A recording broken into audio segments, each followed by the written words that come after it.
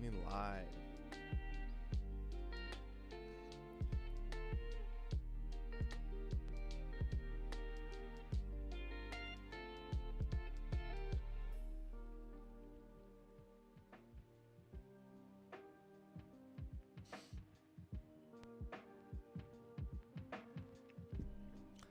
Welcome in, chat, those of you who are joining me at this kind of late night stream. I say late night stream, it's kind of, later than what I have been doing, but I have been wanting to actively, kind of stream a bit more, but also do something that I've been working on, which has been doing my kind of afternoon live streams where I'm just kind of going through and actively just talking, just reading. And so I wanted to, again, try this with my proper setup, try this with my actual stream setup that I have here.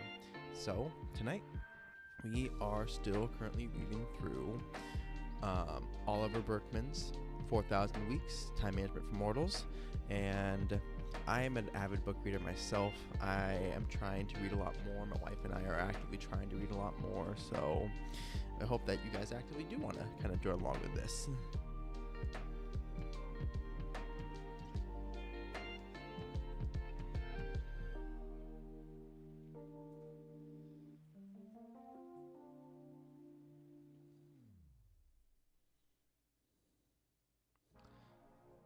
Alright, looks like we're having a little bit of a latency error here. So give me 1 second, chat, as I work to fix this.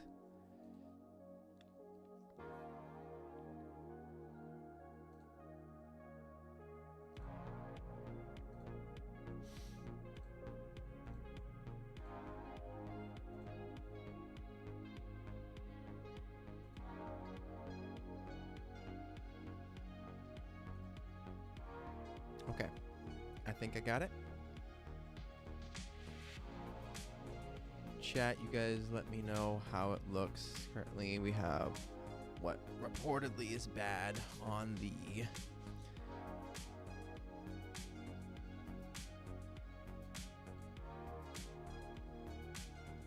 let's see here, making sure it's all set correctly. Also eating my little late snack here.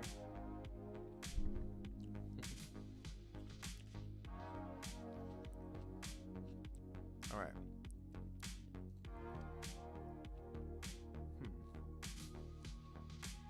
So it says poor quality on the vertical, and I don't know why.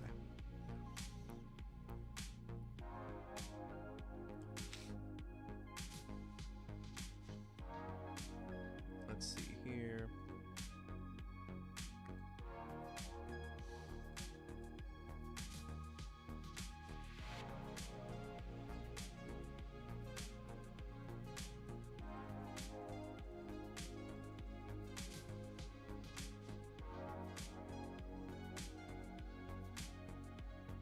Constant bit rate, all right.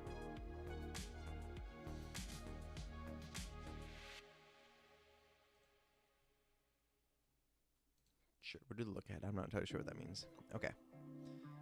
And save.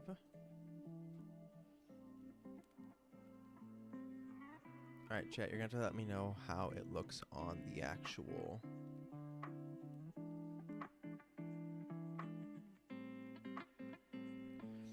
So, of 6,800 kilobytes per second. So let's try that.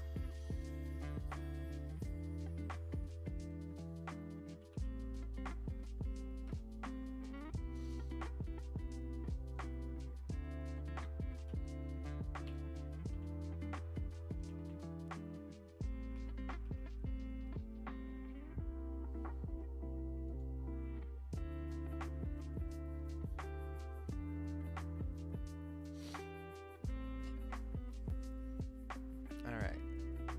Chat, how are we feeling? Is everything looking smooth at the moment?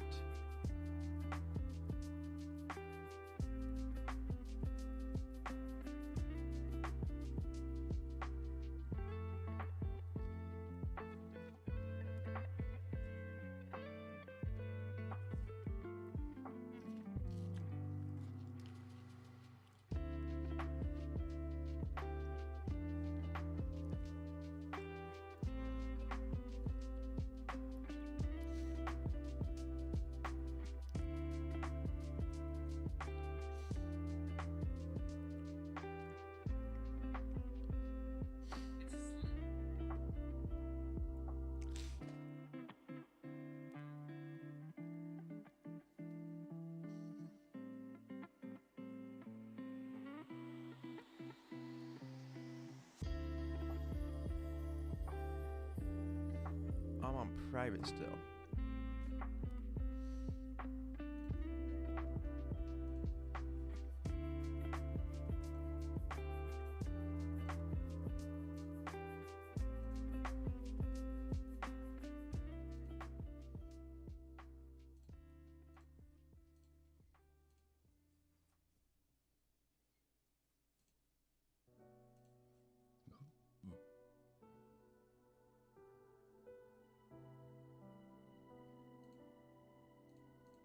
All right, chat. Let me know how it's all sounding and feeling. I think it's currently all right. What? Just finished up my dessert. Don't mind me.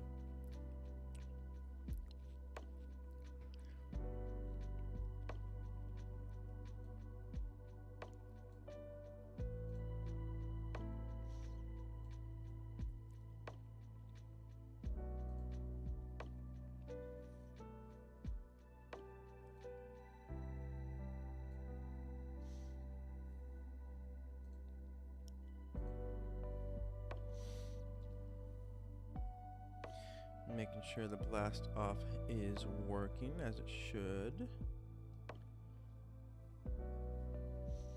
All right. Chat, I think we're good. Guys, let me know how the actual audio is sounding to you. I got the stream beats playing in the background, but again, welcome to tonight's stream. Gonna kind of just go as long as kind of makes sense for this, but I am, trying a couple new things. One of the things that I've been working on is actively doing these kind of afternoon streams where I'm on my final break at work, just kind of inviting you guys in and reading a little bit, because I actively do want to be better about, hitting my reading goals. My wife and I currently have a couple goals that we're trying to hit before the end of the year, and so I just thought it'd be kind of fun to bring you guys along with that. So the book that we're currently working on tonight, I've been working on, is 4,000 Weeks, Time Management for Mortals by Oliver Burkeman. Mic is a bit low. All right, let me see if I can fix that real quick here. Testing, 1, 2, 3, 4, testing. Does that sound better? Yeah, keep eating my dessert while I wait for a reply on that. All right. Let's see here. Hopefully that's a bit better, but I'm trying to not make the microphone peak. Right about there should do it, I think. All right. But yeah, so again, chat, we're currently going through this book tonight. So 4,000 Weeks, Time Management for Mortals by Oliver Burkeman. Just bringing you guys along on the actual. Hey, Robert, welcome back. I'm just telling the chat that we're currently working through the, nightly reading goals, where I'm trying to get everyone to kind of go through this book with me. I don't know if this breaks copyright rules or anything like that, but I assume because I'm talking about it as I go, it's fine. Maybe. Hopefully I'm not a lawyer. But let's see here.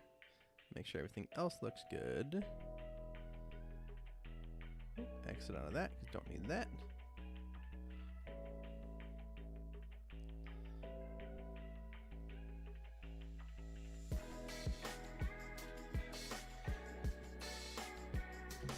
All right, but chat, so we are currently on chapter 4.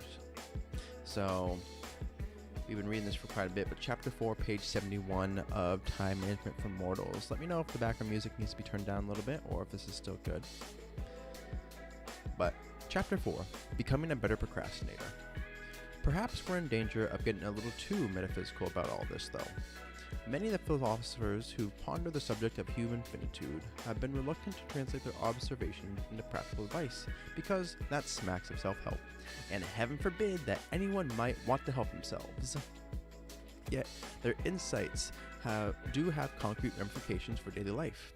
Apart from anything else, they make it clear that the core challenge of managing our limited time isn't about how to get everything done, that's never going to happen, but how to decide most wisely what not to do, and how to feel at peace about not doing it.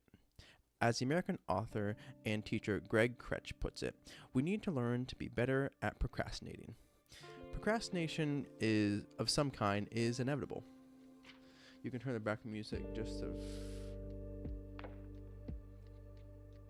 Alright, let me turn that down just a little bit then. I'm assuming you meant down. I'm taking a bite of my little frozen Greek yogurt here.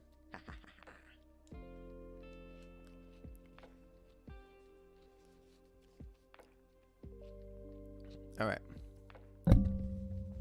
Hitting the mic too, it's fine.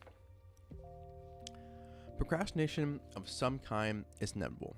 Indeed, at any given moment, you'll be procrastinating on almost everything, and by the end of your life, you'll have gotten around to doing virtually none of the things you theoretically could have done. So the point isn't to eradicate procrastination, but to choose more wisely what you're going to procrastinate on in order to focus on what matters most. The real measure of any time management technique is whether or not it helps you neglect the right things. A large portion of them don't. They make matters worse. Most productivity experts act merely as enablers of our time troubles, by offering ways to keep on believing it might be possible to get everything done. Perhaps you're familiar with the extraordinarily irritable parable of the rocks in the jar, which was first inflicted upon the world in Stephen Covey's 1994 book, First Things First, and which has been repeated ad nauseum in productivity circles ever since. In the version with which I am most familiar, a teacher arrives in class one day carrying several sizable rocks, some pebbles, a bag of sand, and a large glass jar. He issues a challenge to his students. Can they fit all the rocks, pebbles, and sand into the jar? The students, who are apparently rather slow-witted, try putting the pebbles or the sand in first, only to find that the rocks won't fit. Eventually, no doubt with a condescending smile, the teacher demonstrates the solution. He puts the rocks in first, then the pebbles, then the sand, so that the smaller items nestle comfortably in the spaces between the larger ones. The moral is that if you make time for the most important things first, you'll get them all done and have plenty of room for the less important things besides. But if you don't approach your to-do list in this order, you'll never fit the bigger things in at all. Here's the story ends. But it's a lie. The smug teacher is being dishonest.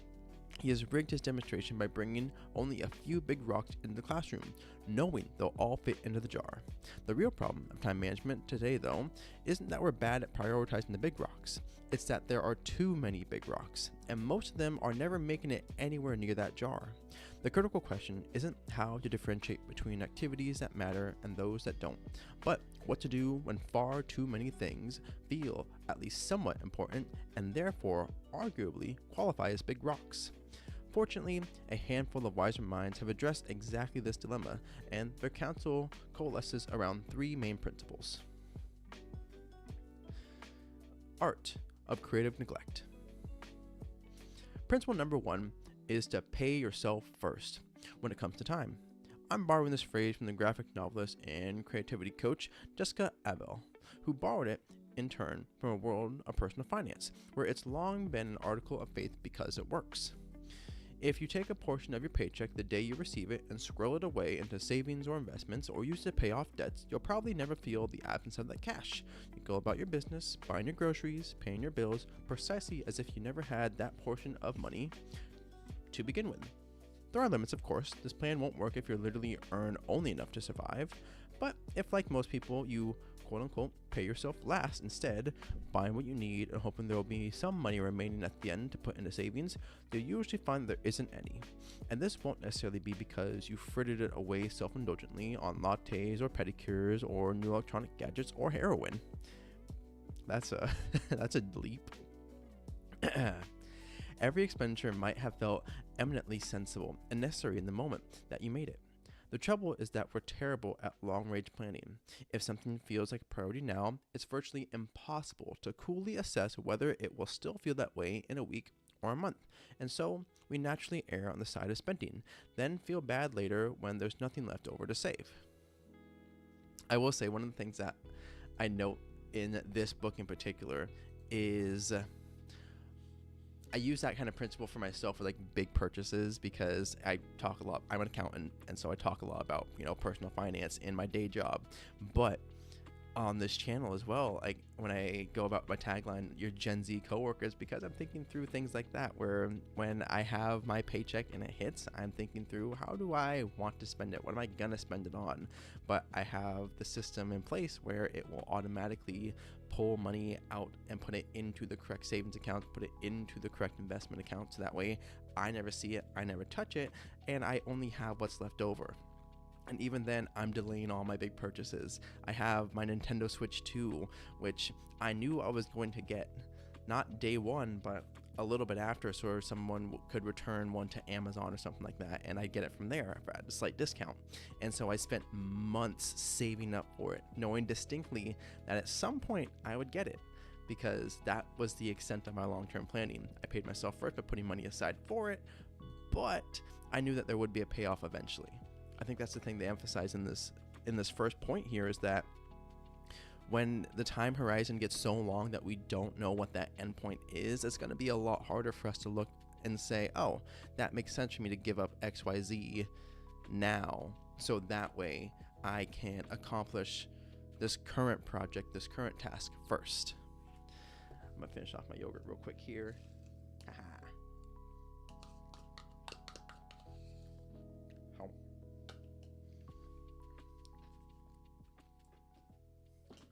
Little eating sound effects.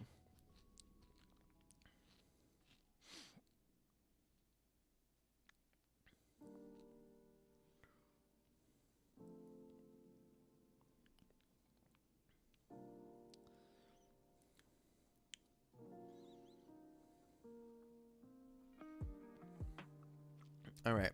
All right, chat. Let's continue on here. Page 74. Let me lean back a little bit here. Let's get comfy. How about that?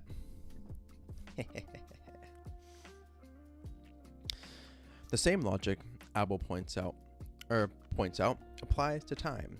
If you try to find time for your most valued activities by first dealing with all the other important demands on your time, and the hope that there will be some left over at the end, you'll be disappointed. So if a certain activity really matters to you, a creative project, say, though it could just as easily be nurturing a relationship or activism in the service of some cause, the only way to be sure it will happen is to do some of it today, no matter how little and no matter how many other genuinely big rocks may be begging for your attention. After years of trialing and failing to make time for her illustration work by taming her to-do list and shuffling her schedule, Abel saw that her only viable option was to claim time instead, to just start drawing for an hour or two every day, and to accept the consequences, even if those included neglecting other activities she sincerely valued. If you don't save a bit of your time for you now, out of every week, as she puts it, there is no moment in the future where you'll magically be done with everything and have loads of free time. This is the same insight embodied in two venerable pieces of time management advice: to work on your most important project for the first hour of each day, and to protect your time by scheduling quote-unquote meetings with yourself, marking them in your calendar so other commitments can't intrude. Thinking in the terms of paying yourself first transforms this one-off tips into a philosophy of life, at the core of which lies the simple insight: if you plan to spend some of your 4,000 weeks doing what matters most to you, then at some point you're going to have to start doing it. And for those of you who are wondering, like, where the title of this book comes from, 4,000 weeks, that is what the author had calculated out as the average kind of lifespan of, a human. And so when he's going through and kind of taking these numbers and these stats, that's something that we have to grapple with, is that 4,000 weeks doesn't feel like a lot from the outset, but can be enough. It can be a good amount of time to actively, if he's doing, as we say here, getting focused about where we spend our time, it can allow us to do a lot more than we think. The second principle is to limit your work in progress. Perhaps the most appealing way to resist the truth about your finite time is to initiate a large number of projects at once. That way, you'll get to feel as though you're keeping plenty of irons in the fire and making progress on all fronts.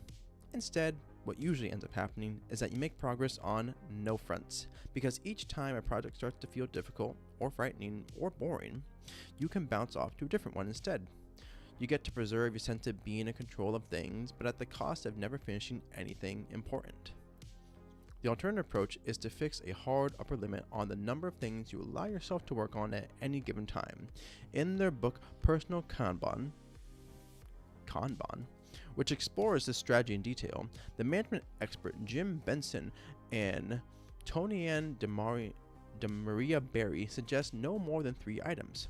Once you select these tasks, all other incoming demands on your time must wait until one of the 3 items has been completed, thereby freeing up a slot. It's also permissible to free up slots by abandoning the project altogether if it isn't working out. The point isn't to force yourself to finish absolutely everything you start, but rather to banish the bad habit of keeping an ever-proliferating number of half-finished projects on the back burner. I am guilty of this, and I feel that part in my soul, because as I think through the amount of projects that I start at any given moment, whether that is, the computer business that I have, where I'm buying parts and selling and flipping computers, whether that is, publishing books and everything, and whether that's, working on my career by going to school, where that's my fitness and trying to reach my goal weight. There's just so many projects, so many things, and then I still, have to keep in mind the important rocks in my life, where it's like, hey, I'm married, and I have a wife that I want to spend time with, that I need to give, proper love, care, and attention to. And at the same time, excuse me there, I can't also deflect from my work, where it's like, oh yeah, I'm still gone 10 hours out of the day because I have to work. And it's, again, this balancing act of, I have so many side projects, so many things, that if I'm losing sight of the main drivers, those 3 pillars as they're kind of talking about, then I'm going to be stuck in a rut for a long time because I'm making no progress on anything.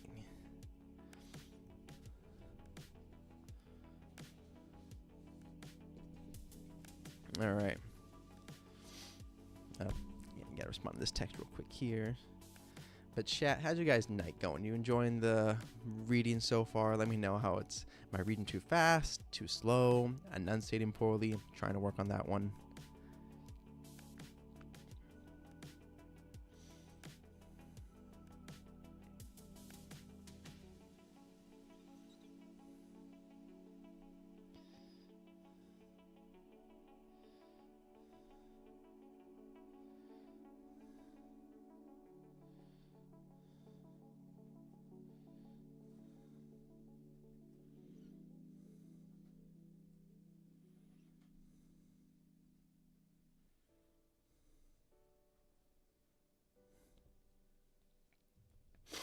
All right, and we continue.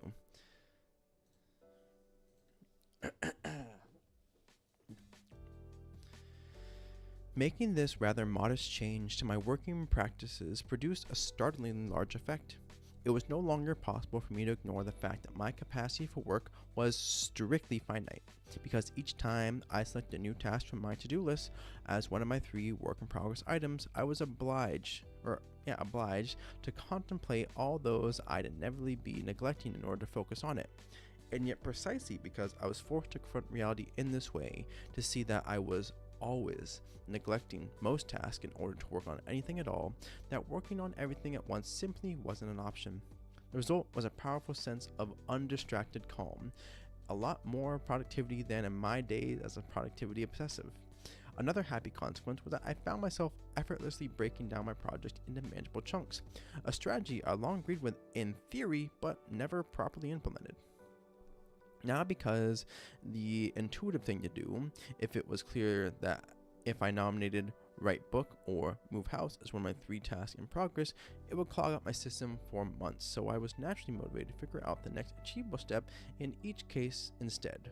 Rather than try and do everything, I found it easier to accept the truth that I'd be doing only a few things on any given day. The difference this time was that I actually did them. The third principle is to resist the allure of middling priorities. This is a story attributed to Warren Buffett, although probably only in the apocryphal ways in which wise insights get attributed to Albert Einstein or the Buddha, regardless of their real source, in which the famously shrewd investor is asked by his personal pilot how to set priorities. I'd be tempted to respond, just focus on flying the plane. But apparently, this didn't take the place mid-flight because Buffett's advice is different. He tells the man to make a list of the top 25 things he wants out of life and then to arrange them in order from most to least, or from most important to the least. The top 5, Buffett says, should be those around which he organizes his time. But contrary to what the pilot might have been expecting to hear, the remaining 20, Buffett allegedly explains, aren't second-tier priorities for which he should turn when he gets the chance, far from it. In fact, they're the ones he should actively avoid at all cost, because there are ambitions insufficiently important to him to form the core of his life, yet seductive enough to distract him from the ones that matter most.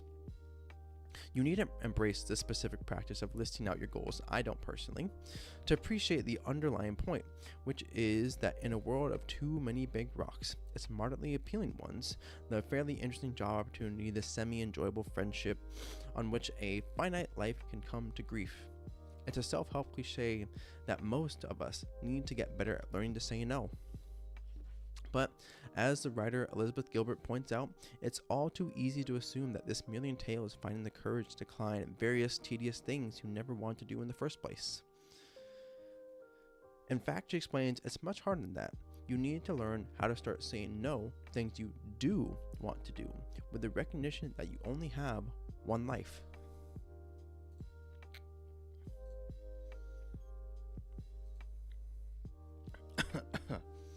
Oof. My voice feels a little weird here. I'm leaning at like a slightly lower decibel than I think talk normally.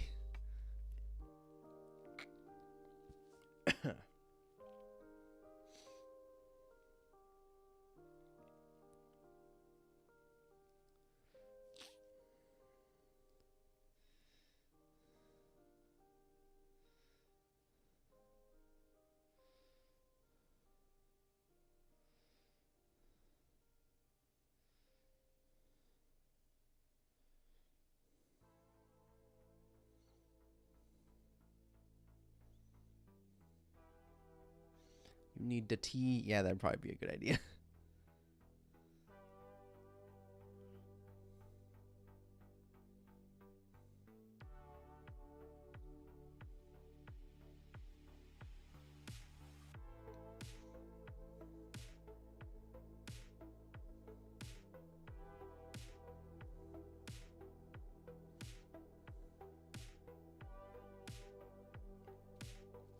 All right.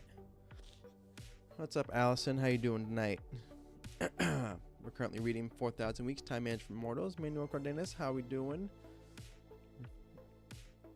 All right. Still continuing chapter 4, Becoming a Better Procrastinator, subheading Perfection and Paralysis. Its skillful time management is best understood as a matter of learning to procrastinate well by facing the truth about your finitude and making your choices accordingly, than the other kind of procrastination, the bad kind, which prevents us. Well, bless you, buddy. Just one of my guinea pigs. If you guys are just tuning in to the chat, make sure that you like and subscribe. We're currently reading through 4,000 Weeks, Time Management for Mortals. You're welcome into the nighttime reading stream. So hope you guys enjoy.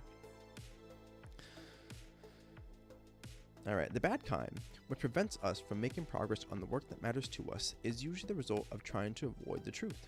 The good procrastinators accept the fact that she can't get everything done, then decides as wisely as possible what tasks to focus on and what to neglect. By contrast, the bad procrastinator finds himself paralyzed precisely because he can't bear the thought of confronting his limitations. For him, procrastination is a strategy of emotional avoidance, a way of trying not to feel the psychological distress that comes from acknowledging that he is a finite human being. Limitations we try to avoid when we engage in this self-defeating sort of procrastination frequently don't have anything to do with how much we'll be able to get done in the time available. Usually, it's a matter of worrying that we won't have the talent to produce work of sufficient quality, or that others won't respond to it as we'd like them to, or that in some other thing or some other way, things won't turn out as we want. The philosopher Kostika Bradatin illustrates the point by means of a fable about an architect from Shiraz in Persia who designed the world's most beautiful mosque, a breathtaking structure, dazzlingly original yet classically well proportioned, awe-inspiring in its grandeur yet wholly unpretentious. All those who saw the architectural plans wanted to buy them or steal them. Famous builders begged him to let them take on the job. But the architect locked himself in his study and stared at the plan for 3 days and nights, then burned them all. He might have been a genius, but he was also a perfectionist. The mosque of his imagination was perfect, and it agonized him to contemplate the compromises that we involved in making it real. Even the greatest of builders would inevitably fail to reproduce his plans absolutely faithfully, nor would he be able to protect his creation from the ravages of time, from the physical decay or marauding armies that would eventually reduce it to dust. Stepping into the world of finitude by actually building the mosque would mean confronting all that he couldn't do. Better to cherish an ideal fantasy than to redesign or resign himself to reality with all its limitations and unpredictability. Now, for myself as a, emotionally avoidant individual, I can say this as someone who is married, is I know fully well that this is a very true point when there's that reckoning that we have with our lives to say that, oh, we actually can't do everything. We won't be able to accomplish everything. And that sucks. Like, I'm only 26 years old, almost 27. And I'm thinking, wow, there's so much that I haven't done yet. What am I going to do? And wanting the things that I put my time into to be perfect, to be, of high quality. There are points where I knowingly have done this exact thing where I've scrapped an entire idea because I thought, oh, it's not going to be exactly how I wanted it to be, or it's not going to be able to withstand all the forces that are going to come tear it down. And there is both a power in accepting that, but then also this kind of sense of relief when you recognize, okay, yeah, I can only do so much. I will only be able to do so much. And that's okay. That's reality.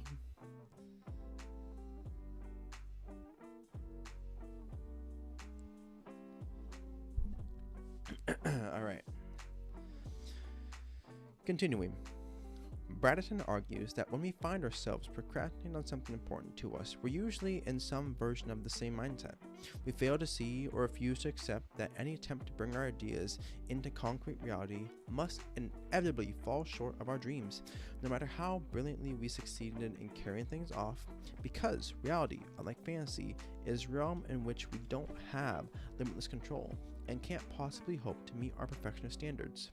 Something our limited talents, our limited time, our limited control over events and other actions and over the actions of other people will always render our creations less than perfect. Despairing at the that's not the right word. Dispiriting as this might sound at first, it contains a liberating message. If you're procrastinating on something because you're worried you won't do a good enough job, you can relax, because judged by flawless standards of your imagination, you definitely won't do a good enough job. So you might as well make a start. There's a statement that I like a lot, and you'll hear it in usually, I believe, like, any creative endeavor. It is that perfect is the enemy of good, or as some people like to say it, perfect is the enemy of good enough, because a lot of us have, I think, the innate ability to do good enough at any number of tasks that we choose, whether that is within our 9-to-5 job, whether we're working on a project, or whether that is our personal hobbies and side goals that we are wanting to dedicate our time to. We can get bogged down by this idea of perfectionism, that we have to get it right, we have to be perfect at it, it must be flawless. But then in the end, we have nothing to show for it, because we're just ruminating and thinking on that circular train of thought over and over. We're saying, oh no, it has to be perfect, I can't do it unless it's perfect. Only for us to recognize, hey, if we just did good enough, then we'd be further than 80 to 90% of people who never got off that track to begin with, who have been stuck in that same circle, in that same loop of, I can't do it unless it's perfect. If you can accept what good is, if you can accept what good enough is, you'll be further than so many people. And that itself, again, is a very liberating sentiment because it gives us that freedom to choose and that freedom to make a move.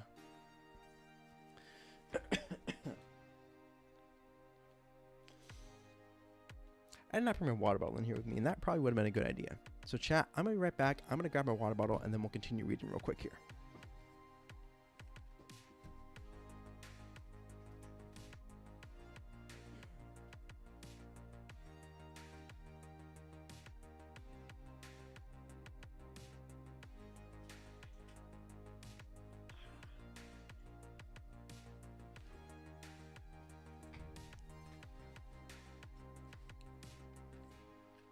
All right, water bottle is secured.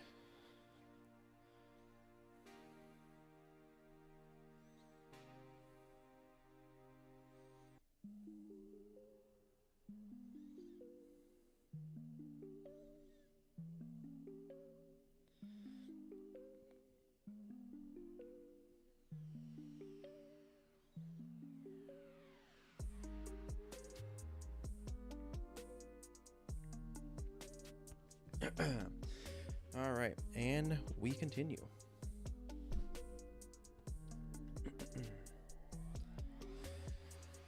And this sort of finitude avoiding procrastination certainly isn't confided to the world of work. It's a major issue in relationships too, where a similar refusal to face the truth about finitude can keep people mired in a miserably tentative mode of existence for years on end. By way of a cautionary tale, consider the case of the worst boyfriend ever, Franz Kafka, where most important romantic liaisons began one summer evening in Prague in 1912 when he was 29. During that night at the home of his best friend Max Brod, Kafka met his host cousin, Felice Bauer, who was visiting from Berlin. She was an independent-minded 24-year-old already enjoying a professional success as a manufacturing company in Germany, and her down-to-earth figure applied to the neurotic, self-conscious Kafka. We knew little of the strength of feeling in the other direction, since only Kafka account survives, but he was smitten, and soon our relationship began. Or it began at least in correspondence form. Over the next 5 years, the couple exchanged hundreds of letters, yet met only a handful of times, each being apparently a source of agony for Kafka. 7 months after their first encounter, he finally agreed to meet a second time, but sent a telegram on the morning in question to say he wasn't coming, but then he showed up anyway, but acted morose. When the couple eventually engaged, Bauer's parents held a celebratory reception, but attending it, Kafka confided to his diary, made him feel tied hand and foot like a criminal. Shortly after, during a rendezvous at a Berlin hotel, Kafka called off the engagement, but letters continued. Though Kafka was indecisive about those two, "It is quite right that we should stop this business of so many letters," he wrote to Bauer on one occasion, apparently in response to a suggestion of hers. "Yesterday, I even started a letter on the subject, which I will send tomorrow." 2 years later, the engagement was back on, but only for a while. In 1917, Kafka used the onset of tuberculosis as an excuse to cancel it for a second and final time. It was presumably with some relief that Bauer married a banker, had 2 children, and moved to the United States, where she opened a successful knitwear firm, leaving behind her a liaison characterized by so many nightmarish and unpredictable reversals, it's impossible to resist describing it as Kafkaesque. It might be easy to file Kafka away under the heading of tortured genius, a remote figure with little relevance to our more ordinary lives. But the truth, as the critic Morris Dickstein writes, is that his neuroses are no different from ours, no more freakish, only more intense, more pure, and driven by genius to an integrity of unhappiness that most of us never approach. Like the rest of us, Kafka railed at reality's constraints. He was indecisive in love and in much else because he yearned to live more than one life, to be a respectable citizen, which is why he kept his day job as an insurance claim investigator, to relate intimately to another person in marriage, which would mean marrying Bauer, and yet also dedicate himself without compromise to his writing. On more than one occasion, in letters to Bauer, he characterized the struggle as a matter of 2 selves, wrestling with each other inside him. one in love with her, but the other so consumed by literature that the death of his dearest friend would be no more than a hindrance to his work. The degree of agony here must be extreme, because the essential tension is the same one felt by anybody torn between work and family, between day job and a creative calling, a hometown in the big city, or any other clash of possible lives. And Kafka responded like the rest of us too, by trying not to confront the problem. Confining his relationship with Bauer to the realm of letters meant he could cling to the possibility of life intimacy with her without allowing it to compete with his mania for work. A real-life relationship necessarily would. This effort to dodge the implications of finitude don't always manifest themselves in commitment phobia like Kafka's. Some people do commit outwardly to a relationship but hold back from full emotional commitment on the inside. Others find themselves years into threadbare marriages they actually should leave but don't because they want to keep open the possibility that their relationship might yet blossom into a long and contented one, and also the option of exercising their freedom to leave at some future date. It's all the same essential evasion though. At one point, a desperate sounding Bauer advised her fiancé to try to live more in the real world, but that was precisely what Kafka was seeking to avoid. 600 miles away in Paris, and 2 decades before Franz met Felice, the French philosopher Henri Bergson tunneled to the heart of Kafka's problem in his book Time and Free Will. We invariably prefer indecision over commitment ourselves in a single path, Bergson wrote, because the future, which we dispose to our liking, appears to us at the same time under a multitude of forms, equally attractive and equally possible. In other words, it's easier for me to fantasize about, say, a life spent achieving stellar professional success while also excelling as a parent and partner, while also dedicating myself to training for marathons or lengthy meditation retreats or volunteering in my community. Because so long as I'm only fantasizing, I get to imagine all of them unfolding simultaneously and flawlessly. As soon as I start trying to live any of these lives though, I'll be forced to make trade-offs, to put less time that I'd like into one of those domains so as to make space for another, and accept that nothing I do will go perfectly anyway, with the result that my actual life will inevitably prove disappointing by comparison with the fantasy. The idea of the future, pregnant with the infinity of possibilities, is thus more fruitful than the future itself, Bergson wrote. And this is why we find more charm in hope than in possession, in dreams than in reality. Once again, this seemingly dispiriting message here is actually a liberating one, since every real-world choice about how to live entails the loss of countless alternative ways of living. There's no reason to procrastinate, or to resist making commitments to the anxious hope that you might somehow be able to avoid those losses. Losses are given. That ship has sailed. What a relief.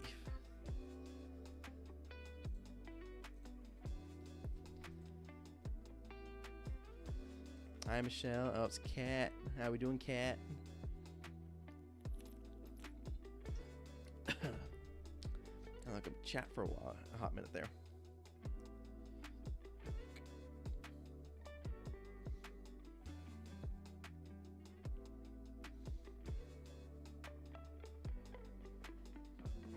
All right, yeah.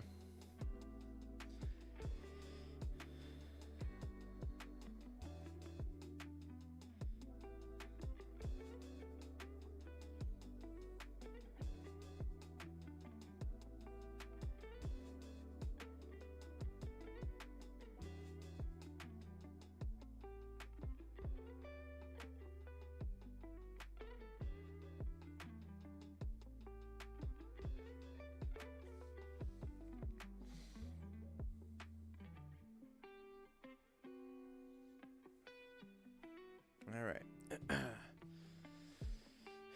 And we continue. How many more pages do I have in this chapter? All right. So we have 4 more pages in this chapter. We'll finish this chapter real quick here, and then we will probably dive into our next segment for the night, which is going to be just kind of a quick little intro to this past chapter here. Or a quick little summary of the past chapter here as we kind of talk about it. The inevitability of settling. Still in chapter 4. Ugh. Wow. All right.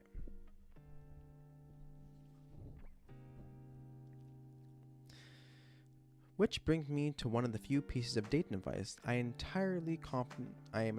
feel entirely confident in delivering. Though in fact it's relevant in every other sphere of life too. It concerns quote unquote settling, the ubiquitous modern fear that you might find yourself committing to a romantic partner who falls short of your ideal or who's unworthy of your excellent personality. The career-related version of this worry entails settling for a job that pays the bill rather than going all out in your passions. The received wisdom, articulated in 1,000 magazine articles and inspirational Instagram memes, is that it's always a crime to settle. But the received wisdom is wrong. You should definitely settle. Or to be precise, you don't have a choice. You will settle. And this fact ought to please you. The American political theorist Robert Goodwin wrote a whole treatise on this topic on settling, in which he demonstrates, to start with, that we're inconsistent when it comes to what we define as quote-unquote settling.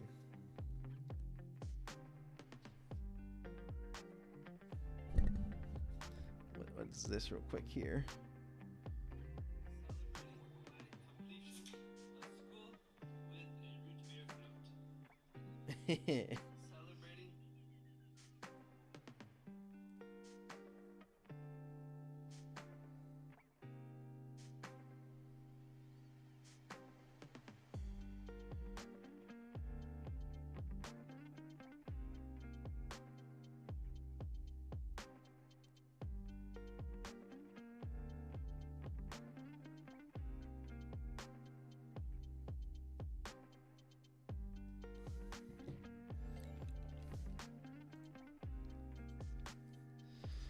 I don't know why I keep saying that stream quality is poor. I think it looks fine. You guys can tell me otherwise, but continuing. Where were we?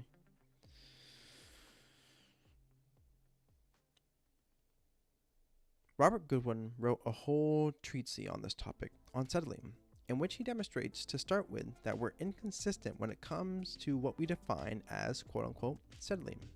Everyone seems to agree that if you embark on a relationship when you secretly suspect you could find someone better, you'll feel guilty of settling, because you're opting to use up a portion of your life with a less than ideal partner.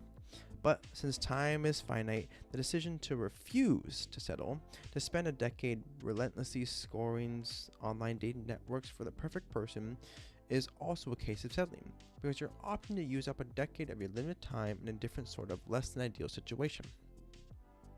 Moreover, Gooden observes we tend to contrast a life of settling with a life of what he labels striving, or living life to the fullest. But this is a mistake too, and not just because settling is unavoidable, but also because living life to the fullest requires settling. You must settle, in a relatively enduring way, upon something that will be the object of your striving. In order for the striving to count as striving, he writes, you can't become an ultra-successful lawyer or artist or politician without first, quote-unquote, settling on law or art or politics, and therefore deciding to forego the potential rewards of your other careers. If you flit between them all, you'll succeed in none of them. Likewise, there's no possibility of a romantic relationship being truly fulfilling unless you're willing to, at least for a while, to settle for that specific relationship with all its imperfections, which means spurning the seductive lure of an infinite number of superior, imaginary alternatives. Of course, we rarely approach relationships with such wisdom. Instead, we spend years failing to fully commit to any relationship, either by finding a reason to call things off as soon as a serious liaison starts to look likely, or by only half-heartedly showing up for whatever relationship we're in. Or alternatively, in a pattern that every experienced psychotherapist has encountered hundreds of times, we do commit, but then after 3 or 4 years start thinking about breaking things off, convinced that our partner's psychological issues are making things impossible, or that we're not as compatible as we believed. Either of these might conceivably be true in certain cases. People are sometimes guilty of spectacularly bad choices in love and other domains as well. But more often, the real problem is just that the other person is one other person. In other words, the case of your difficulties isn't that your partner is especially flawed or the two of you are especially incompatible, but that you're finally noticing all the ways in which your partner is inevitably finite, and thus deeply disappointing by comparison with the world of your fantasy, where the limiting rules of reality don't apply. The point that Bergeson made about the future, that it's more appealing than the present because you get to indulge in all your hopes for it, even if they contradict each other, is no less true of fantasy romantic partners.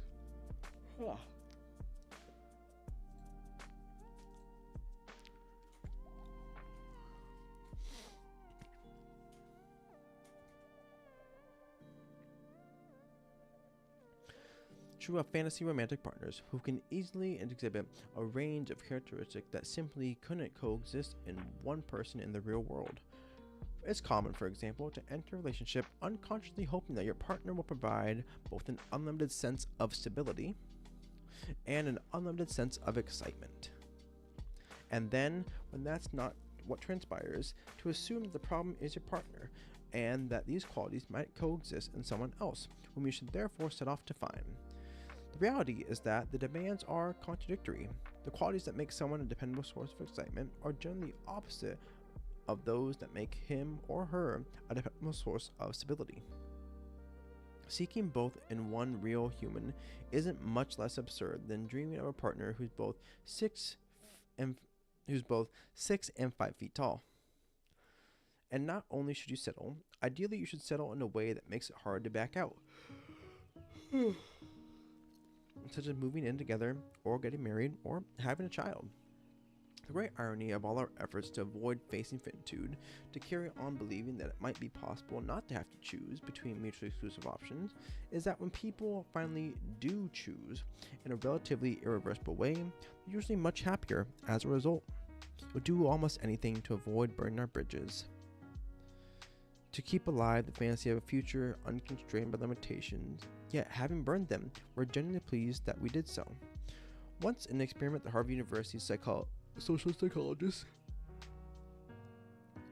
Daniel Gilbert and a colleague gave hundreds of people the opportunity to pick a free poster from a selection of art prints.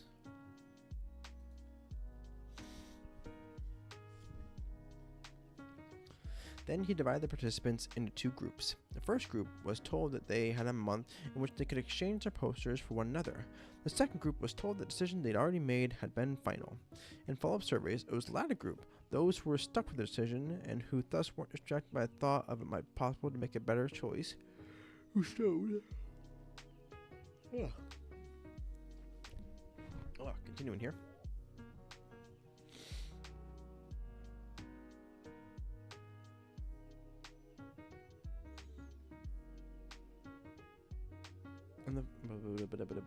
Who showed by far the greater appreciation for the artwork that they have selected.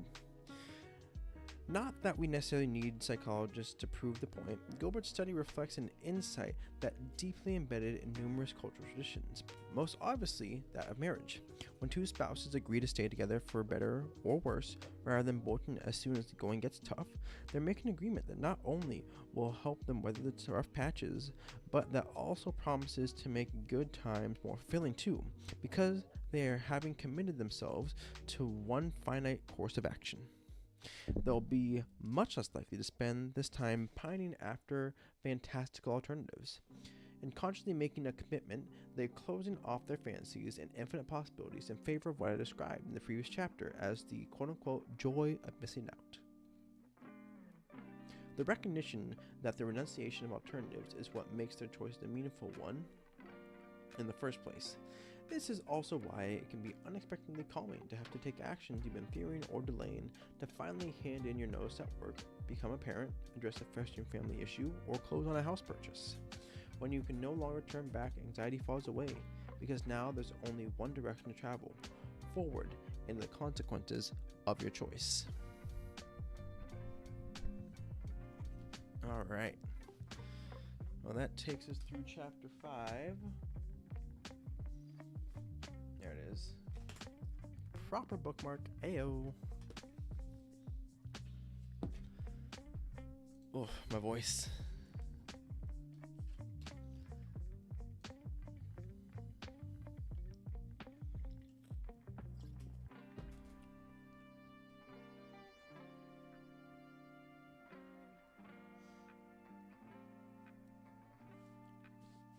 All right. But after we now finish that chapter, that leads us on to our next segment of the night, where we're going to be going through, and I'm going to be just kind of talking through the summarization of the chapter 4, so becoming a better procrastinator. So with that, let's get into it.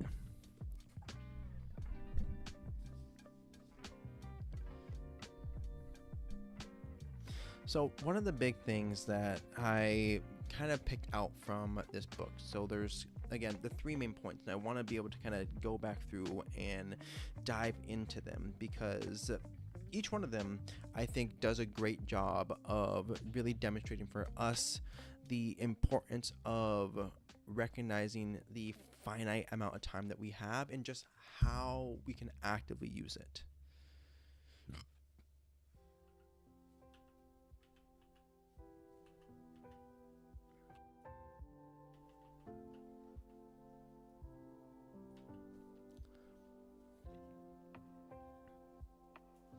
Because I think the thing is, and I'm going to highlight these for myself here, so just taking out my pen, is that there is, again, a limited amount of time that we are going to be able to get to spend as humans on any given task. And so recognizing that, I think, is so important for us. So the art of creative neglect is the subheading. And so the very first principle that I'm marking off here in my book is that principle number 1 is to pay yourself first when it comes to time. Now, they mentioned that they got this idea from personal finance, and I myself am currently getting my master's degree in accounting. And for those of us who are kind of wrapped up in the world of personal finance and really optimizing our budgets, or just really like getting into the weeds of where our money goes, we've heard this term before. It's not anything new. It is a tried and true principle where it states if you prioritize paying yourself first, you are taking away at the beginning rather than trying to find leftovers at the end. That's been the way that I've kind of come to terms with that. And the example is, if you automatically take $200 from your paycheck every single day, then as they point out in the book, when you pay yourself first in this particular manner, you are already setting yourself up to succeed with continuing to address that pattern or address those changes, because you've done the work up front. Because when they explain it as spending as much as you can where you can, and then trying at the end to fill in the buckets that require your necessary attention, there's going to be a limit. You will hit a limit because you would have already spent your time, your mental energy, your emotional energy on things that weren't important, or things that in those particular moments felt like they were the most important thing in the world, when they couldn't have been further from, or that couldn't have been further from the truth. So with the first principle of creative neglect, it again is to pay yourself first when it comes to time. And while that can feel hard, it can feel difficult, it is important that we do understand that when we put time aside for the important things first, that is us choosing to prioritize ourselves and choosing to actively have a plan for what we want to do with our time.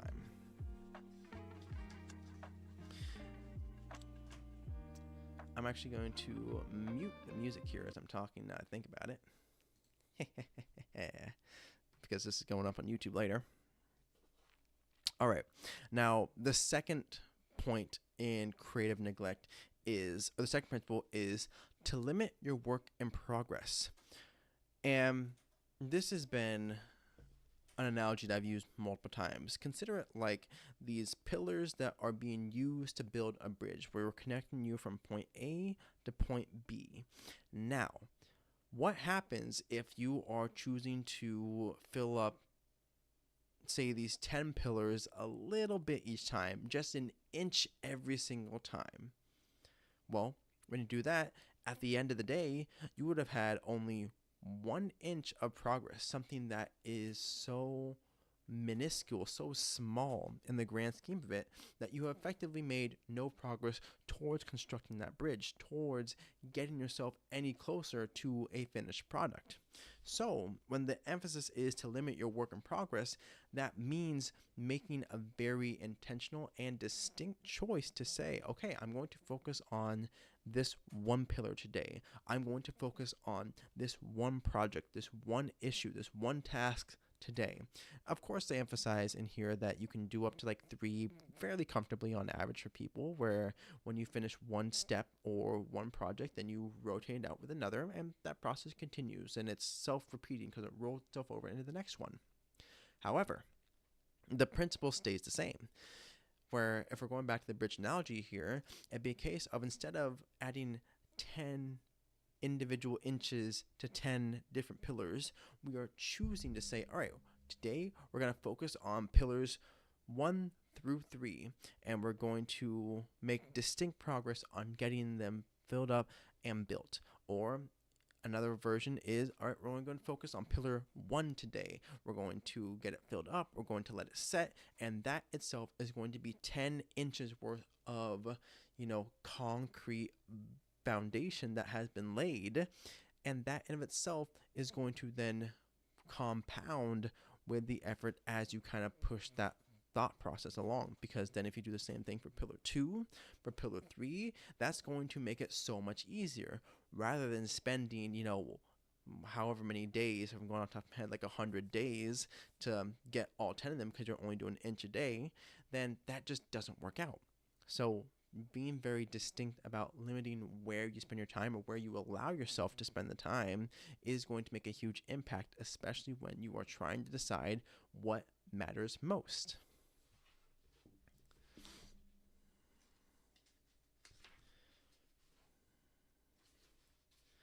And this brings us then to the third point, or the third principle in creative neglect,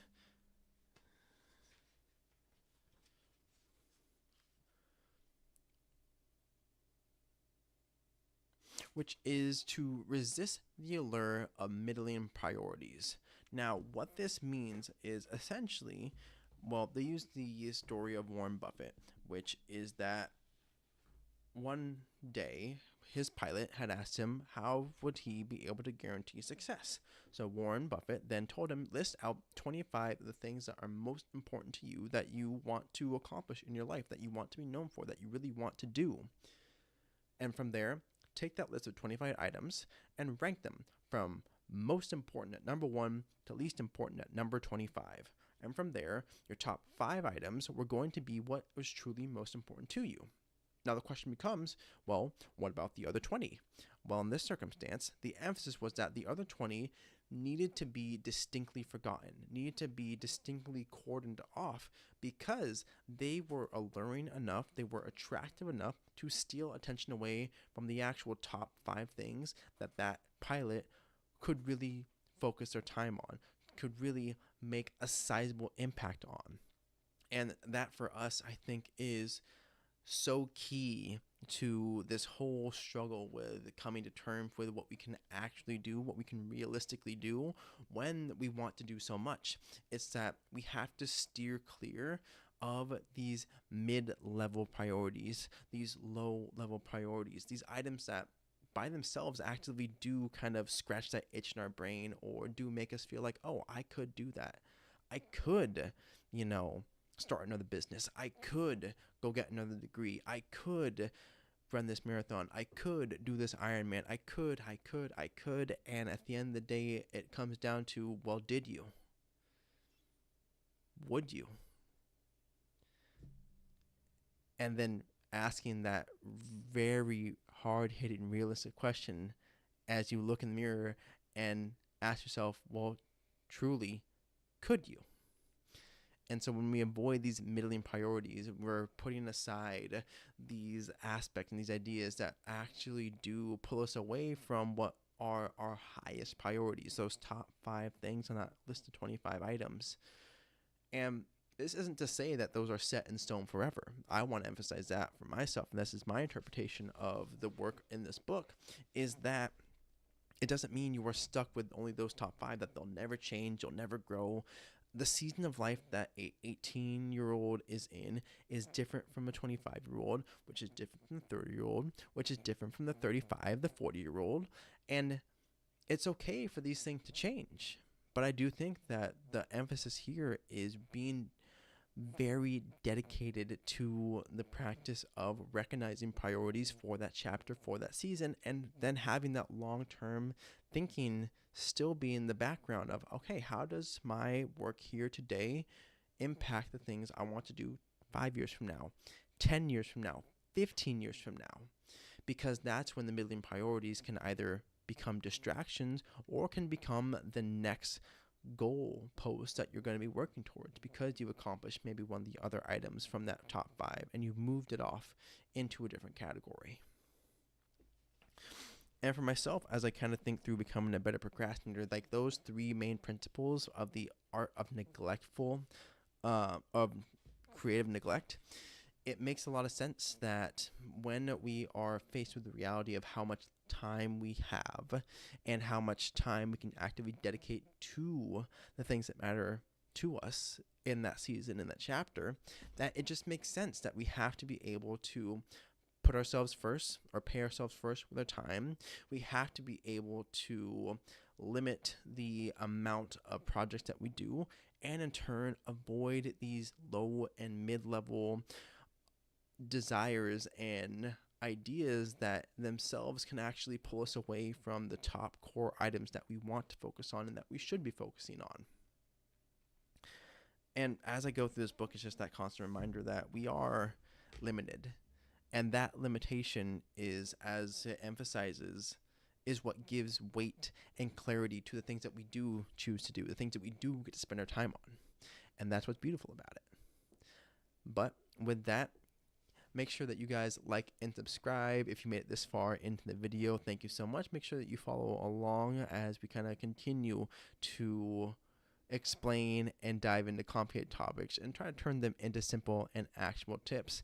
I am Michael Klukas. I'm your Gen Z coworker.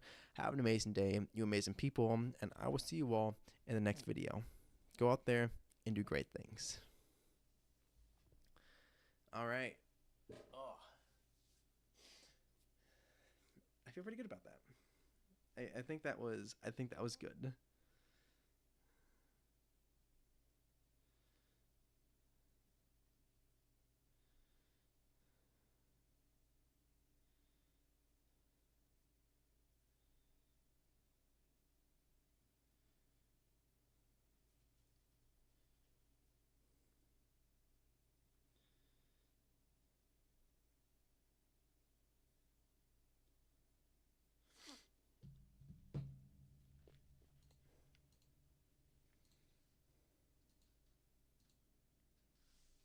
All right, chat.